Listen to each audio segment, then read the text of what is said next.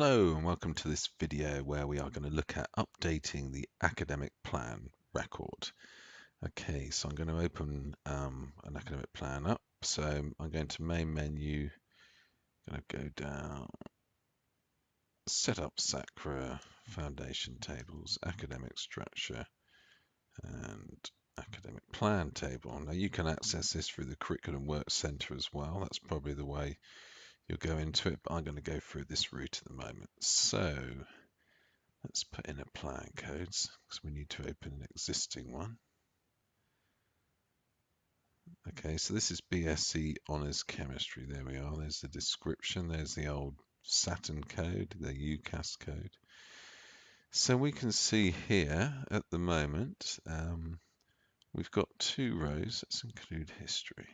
3 rows. Okay, so the first row, we've got a effective date of 01/01/1901. That was kind of a default we used when we were creating the records originally. It's about the earliest date you could add in.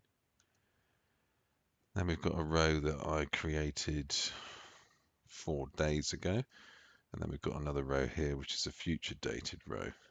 So I'm going to show you how it would normally work. And let's just get that look so we can get it looks kind of normal as we'd expect it. So let's get rid of this row. And let's change this row to 01/08/2016. Let's see if it'll let me save that. Okay, so normally when we're updating a record, we're going to add in a new row, and we do it by clicking on the plus sign, and that creates a complete new copy of the academic plan record across all these tabs.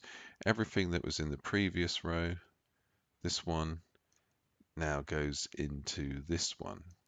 The key thing, and the only thing you really need to think about when updating an academic plan record or any other record, could be a program record, could be a course catalog, whatever it is the date that you want that row to go live. So at the moment, it automatically puts in the current date. So if I make any changes to this record now, let's say I decide to change the title and call it Chemistry with, let's call it bananas, banana.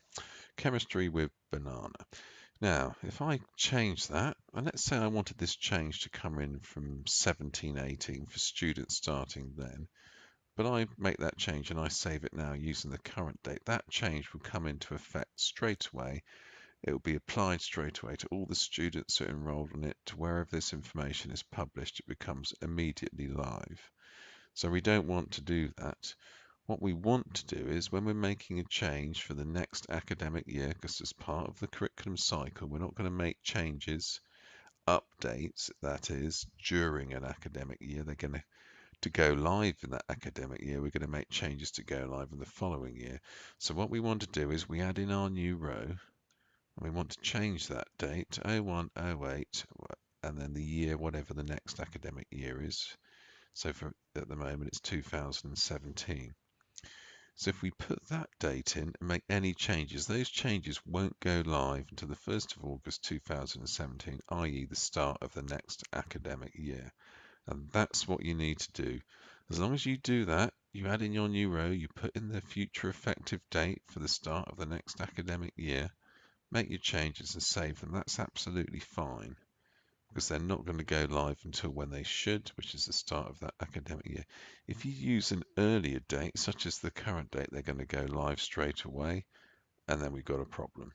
But that's all you have to remember when updating a plan or a program or anything else, is to think about that future effective date. Yeah? Because let's say this plan was going to become inactive next year, and I changed the status to inactive, saved it,